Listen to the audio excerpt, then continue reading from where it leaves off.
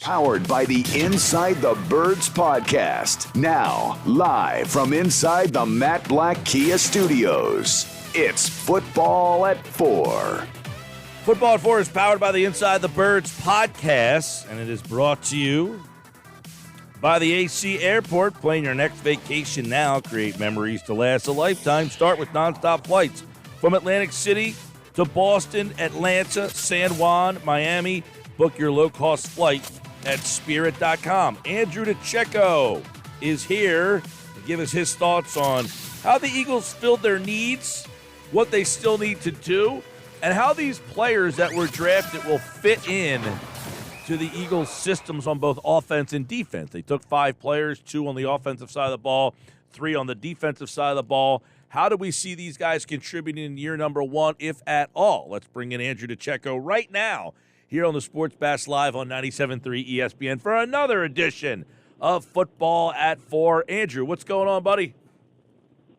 Mike, doing well. How you doing today? Draft in the books. I'm sure, it's bittersweet. You love the draft, but now you get to see how everybody fits in and what they do. Overall, they get Jordan Davis, number 13. I don't think it's a surprise pick. They make a trade up to get it. What did you think of the move to get Davis, what they had to give up, and the player they got? Well, as soon as I saw them leapfrog Baltimore, that told me one thing, that they were going to get Jordan Davis, because when you look at what Jordan Davis is, that space-eating tackle, and I saw what the Ravens had in Derek Wolfe, Calais Campbell. They brought in Michael Pierce, who they had previously, but he was with the Vikings and then came back over. He underwhelmed last season in Minnesota. They're a little old there on the defensive line, so it's sort of, you saw the fit, and I was like, I think the Eagles are going to Jordan Davis here. And sure enough, they did. Now, they gave up a crucial pick to, in order to do that. But I think Baltimore would have made the pick. So I think that the Eagles saw their guy, did everything that they had to get him, and they obviously envision a big role for him as a rookie. And he is one of the most disruptive players in this draft, and that you can get him, plug him in. He's going to occupy double teams. He's going to open things up for everyone else. Even if he doesn't get to the quarterback, he's going to collapse the pocket and disrupt things from the line of scrimmage standpoint. So I really like the acquisition, because he can help in so many different ways. Yeah, so explain to people, if you could, Andrew, the player Davis is, the style that he has, and why that will fit what John Gannon wants to do. And, they didn't have that player last year. So this is a guy that they simply did not have on the roster. So what does having him allow Gannon to do differently, maybe in the secondary? Yeah, so having a guy who is a space eater like Jordan Davis will allow, it keeps the linebackers clean first and foremost, and allows them to sort of attack downfield. They don't have to absorb and take on as many blocks. Remember, the linebacking core is pretty undersized, so the linebackers last year were getting sort of swallowed up, and you saw a lot of gaping holes in the running game. You have Javon Hargrave and Fletcher Cox are 2 tremendously talented pass rushers, but as from a run game standpoint, Jordan Davis is head and shoulders above where they are and gives them and opens things up for everyone else. And I think not only that, I think it also helps the back end as well. So you're seeing all 3 levels impacted with this draft selection. Now it just becomes, can he keep his weight to at a safe level, to where they know that he can be relied on in critical situations and moments. And I mean, obviously you're not going to get much from him from a pass rush standpoint. He's going to absorb these double teams and do a lot of the things that don't show up in the box score. Yeah. Go ahead. He helps. He helps in a number of ways. Yeah. And I know that, and you could probably speak more on this. This is a guy who has some ridiculous athletic traits in terms of the speed to be able to run guys down, the power. He was described earlier. I think Mosher on Monday called him a unicorn. I mean, was the juice worth the squeeze in your mind? Absolutely. Like I said, I think he's one of those guys that you plug right in there, and you see his impact almost immediately because of what he's able to do. Just from a sheer physical standpoint, he's just so enormous, and you have to account for him. And he's going to drive offensive linemen backwards and open things up for everyone else. Guys are going to be able to get home to the quarterback. The linebackers are going to be free to roam sideline to sideline and chase and in pursuit. And the secondary is going to have a little bit of an easier time back there with the quarterbacks having to, they're not going to have all day to scan the field there. He's going to have a big mountain of a man coming through the middle with his big mitts up there, and he's going to have to hoist some passes up there. So, I mean, it makes the secondary look a little bit better as well. So I think it was a great signing and someone that you're going to see an immediate impact. Well, and how does it help, in the secondary also against the run? I mean, that's another underrated part of this because, Andrew, we've been talking a little bit about this week, but I'd like to hear your thoughts is, Fletcher Cox had that whole incident last year where he's like, well, they pay me to rush the passer. I feel like John Gannon tried to get Fletcher Cox to maybe be this player, and Fletcher did not want to be this player. Yeah, well, now they got the player that Jonathan Gannon wants, and you still have the best of both worlds because you have two good pass rushers in Fletcher Cox and Javon Hargrave. But, I mean, you sort of have a really good combination. The Eagles really didn't have that stout, burly defensive tackle to really clog up running lanes, and you saw the impact early in the season when a lot of the opposing running games were gashing the Eagles, and the Eagles weren't really able to put up any sort of a resistance. It was like they couldn't stop a nosebleed, to be frank with you. So now they're able to alleviate that, and hopefully that's the sign of things to come, and it opens things up for Nakobe Dean and Kaiser White and the safeties and everyone else. Well, and we saw the safeties last year. There were so many times where people kept saying, they're playing so far, and, they had to be a little bit more a part of the run game because the Eagles were not very apt at stopping the run. They're hoping that those safeties don't have to have dual purposes as much as last year because, and look, I think it's going to be a really interesting story. See how you, in your mind, Andrew, how it plays out, how the playing time gets, split up between Davis, Hargrave, Fletcher. What happens with Milton Williams? Derek Barnett. They brought him back. Where does he fit in?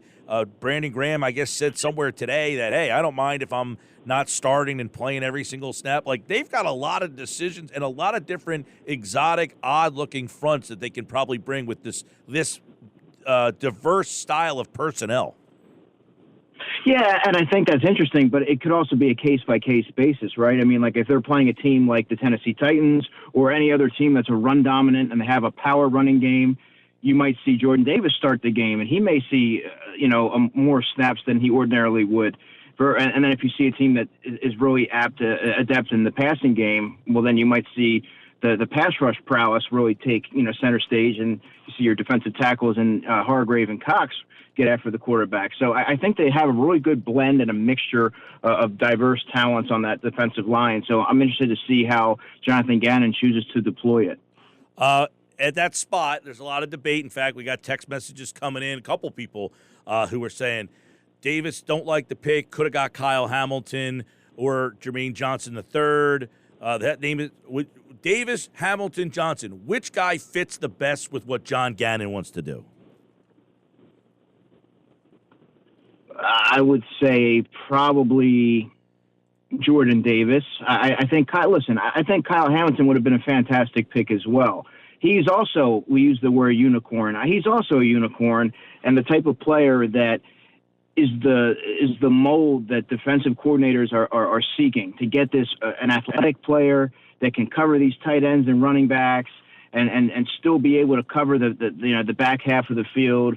And he's just he's the modern day NFL defender. So it would have kind of been hard they were in position to take either player. But I think for what Gannon wants to do, based on the data that we have so far and what we've seen, I think Jordan Davis is probably the pick that he would have, that Jonathan Gannon. That seems like it had Gannon's name written all over it, in my opinion. Yeah, I mean, I like Hamilton too. I just feel Davis helps. As you mentioned, it helps all three levels. Hamilton's a great player, and I think he'd be a great fit, but I don't know that he helps all three levels the same way Davis does. Davis helps in the pass and in the run game, right? Where Hamilton, he might help in both areas too, but I think Davis just allows Gannon to do more. And guess what? See if you agree with me here. it allows the Eagles to kind of maybe not have as much talent at certain spots, like corner. Maybe they can get away. I don't know if they can get away, but maybe in their mind, they don't need to be relied on as much. You play a lot more split zone coverage. You don't need to have these man corners that, you can have a lesser player or a player who doesn't have as much experience. Yeah, you could disguise certain players. Obviously, you need to have some talent there. But, a Marcus Epps, right? The Eagles really like Marcus Epps. He's a little bit limited athletically and can't do all the things that you would like to see from a young safety. But, again, some of the acquisitions that they made, we're talking about Jordan Davis now, I agree with you wholeheartedly, Mike. I think that it does sort of mask some of the other deficiencies somewhere else because of what he's able to do and affect all three levels of the defense. All right, I'm going to get your take on the Juergens pick. Were you a fan of where they got him and the thought process there? I mean, I'm not ripping the player. I don't know if the player's going to be good or not. I mean, I get it, but was the value in that spot for Juergens in your mind? Well, I'm certainly not going. I totally understand the logic. I think I'm of the belief that they could have traded down possibly and gotten Cam Juergens. But I also, on the other side of that coin, is if you're that strong in your conviction, you believe in the player, you don't wait and think, I'm going to trade back a few spots and grab him there. You're aggressive and you take the player that you want, that you envision being your long-term center, and that's what they did. So Jason Kelce spoke really highly of him, saw a lot of his game in him. Obviously, if the Eagles can get anything close to what Jason Kelce provided for the Eagles since 2011, they're going to be pretty happy with that pick. And yeah, he's in all likelihood he's going to be redshirting this season. I don't know that he has guard versatility. Yep. A little light in that area, in my opinion. But I mean, he's going to be their long-term center, and he gets to learn behind one of the best to ever do it in Jason Kelce. So was there another guy on the board in that spot that you said perfect for right here, or was there not? Like Roseman said, look, we could have reached on a corner or a safety, but was there, forget corner or safety, or maybe there was a corner or safety, but was there somebody there that you said that would have been a guy I would have targeted when they were on the board at 51? And that's exactly where I was going. Look, Kyler Gordon was gone. Brisker went 3 picks earlier. So, and in my opinion, there wasn't. It would have been a tremendous reach to go for a position of need there in the secondary. They took the best player on their board. I have to believe. We don't know what their board looks like, obviously, but I think to go for a safety or a corner just for the heck of it at that point, Mike, would have been reaching. So I think the Eagles stayed true to their philosophy, and they got in their mind a long-term option there at center to take over for when Kelce moves on. All right, we're talking with Andrew DiCecco, Football for getting his recap of the picks, the draft. We'll take a look at the third pick here, Nakobe Dean. Obviously, everybody seems to be saying, steal of the draft. How was he here? Give me your assessment on how Dean got to this spot, and then we'll kind of dive into how he fits. But why was Dean available in the third round? Well, he was a prolific college player, and by all accounts, he's a very high character guy. People seem to love him, and he's just a smart football player. Mike, the only reason why he fell that far had to have been coupled with his size. He's under 6 foot, and he's a little light, but mostly and led to the medical. He's a guy that Jeff outlined very well. I believe after the pick was made on Friday that, you talk about the knee tendonitis. He tore his labrum at one point. He had the pec injury. So I think that may have scared a lot of teams off.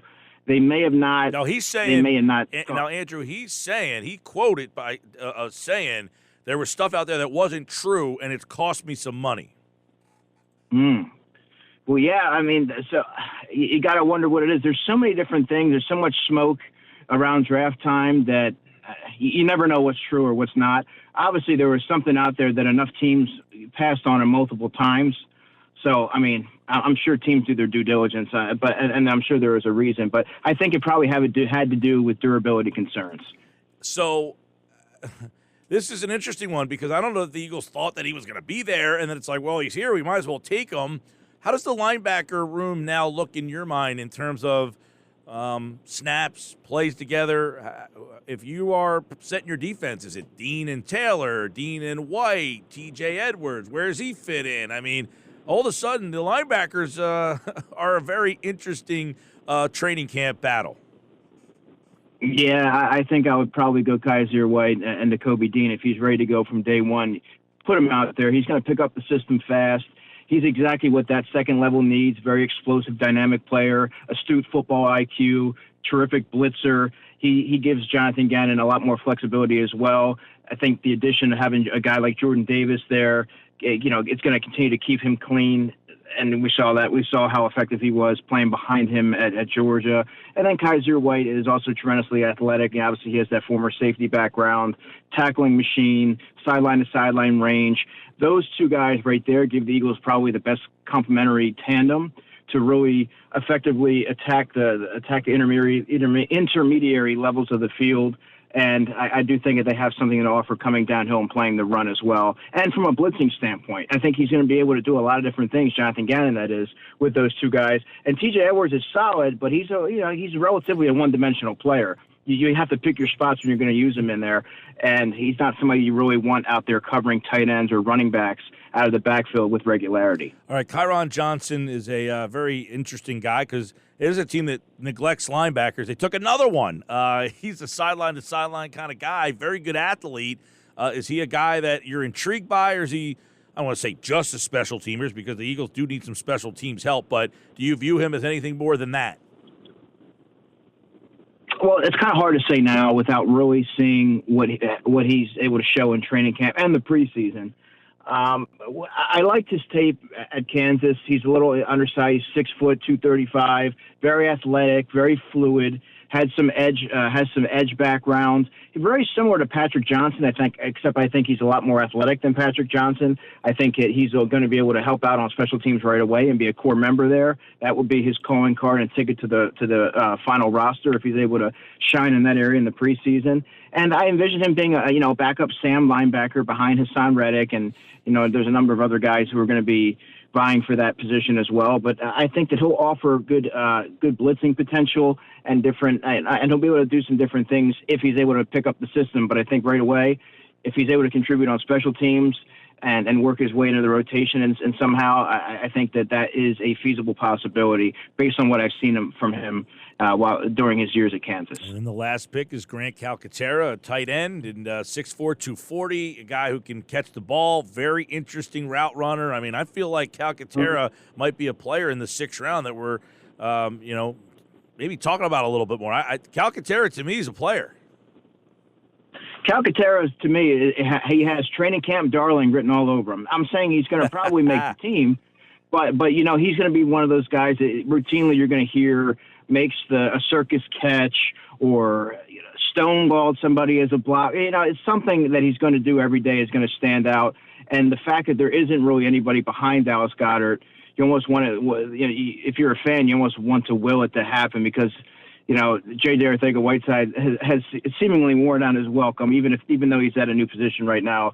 But I think that the one thing to be wary about with him is he does have a long-standing concussion history, which is a little scary. And but other than that, he's a very intriguing player. I think he's an advanced route runner. Played a lot of football in college, and is an interesting complement opposite Dallas Goedert. I think that he can also be a good red zone option and security blanket for Jalen Hurts, which the Eagles really do need because they need to continue to add some size to that pass catching contingent. All right, so we wait all year, we talk about it, we overanalyze it. At the end of the day, Philadelphia. Were you impressed with the weekend, I guess you should say, that Howie Roseman and the Philadelphia Eagles, they had 10, they ended up with 5, but was it a solid 5 where you say, all right, they put in the work and they got the job done? Yeah, I thought it was a brilliant use of resources from Howie Roseman. I thought that they went in there clearly with a plan. They stayed true to their philosophy. They ended up coming out with a top receiver. And, you and I have talked for a few weeks now, and I said that the Eagles had positioned themselves to where they needed a receiver that could step in and play right away opposite Devontae Smith because they had waited so late in the game to find someone. And they end up getting a guy who I think has a chance to break the 1,000-yard barrier this season for the Eagles, which would be the first time since, I believe, 2014.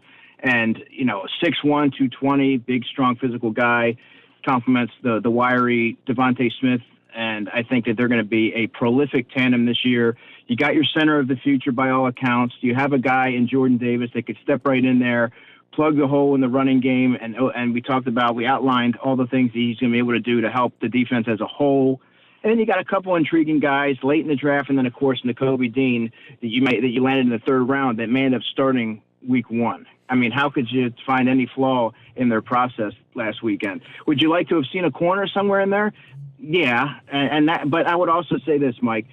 Steve Nelson was added in July. Ronald Darby was acquired in August.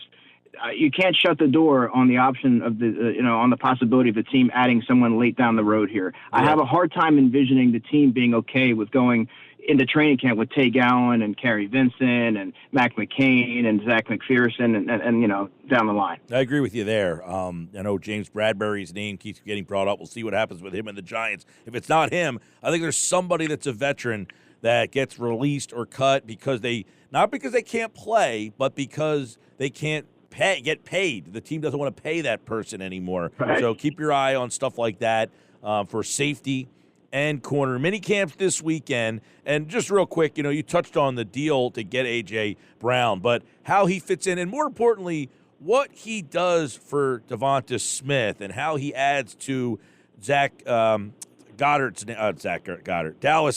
I combined Zach Ertz and Dallas Goedert there. See what I did? Dallas Goedert, what does A.J. Brown do for the pieces that were already here?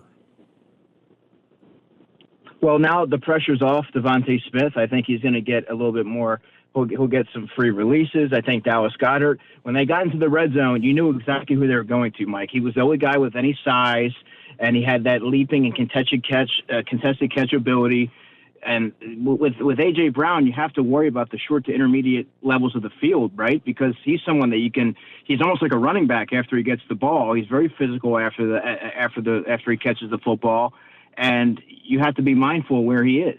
And now you're able to have, your 1A and 1B, right? And now the pressure's off Devonta Smith. I think he's going to have an even bigger sophomore campaign, an even more prolific sophomore campaign. And I think Dallas Goedert is going to have a chance to thrive even more than he did last season because teams aren't going to be able to just key on him when they get in the red zone. So I think it gives them optionality. And like I said, I think he could be the first Eagles receiver, A.J. Brown, that is, to break the 1,000-yard barrier since I guess it was Jeremy Maclin, if I'm not mistaken. Yeah, 2014. I was going to say, does one of these guys finally end that drought? You seem to answer that there. And, of course, the mini camps all get ready to go this weekend, so some of these players will actually be out on the field. It's a beautiful thing. We got games on the schedule. The schedule release is coming out on the 12th. By the way, the Eagles will not play in Mexico. I know some people were wondering if they were going to play Arizona in Mexico City. That is not happening. The Cardinals will play the 49ers. The London games got announced today as well. Philadelphia not a part of any of the international games, but we'll have the schedule. We'll have mini camps. We've got the third or fourth phase, whatever you want to call it, of free agency. Football at 4 has you covered right here on the Sports Bash. He's Andrew DiCecco. Check him out over at InsideTheBirds.com. Andrew, appreciate it, bud. You got it, Mike. Take care. Always enjoy Andrew's insight and analysis, especially when it comes to talking draft. And now we get into the mini camps and the next phase of this offseason.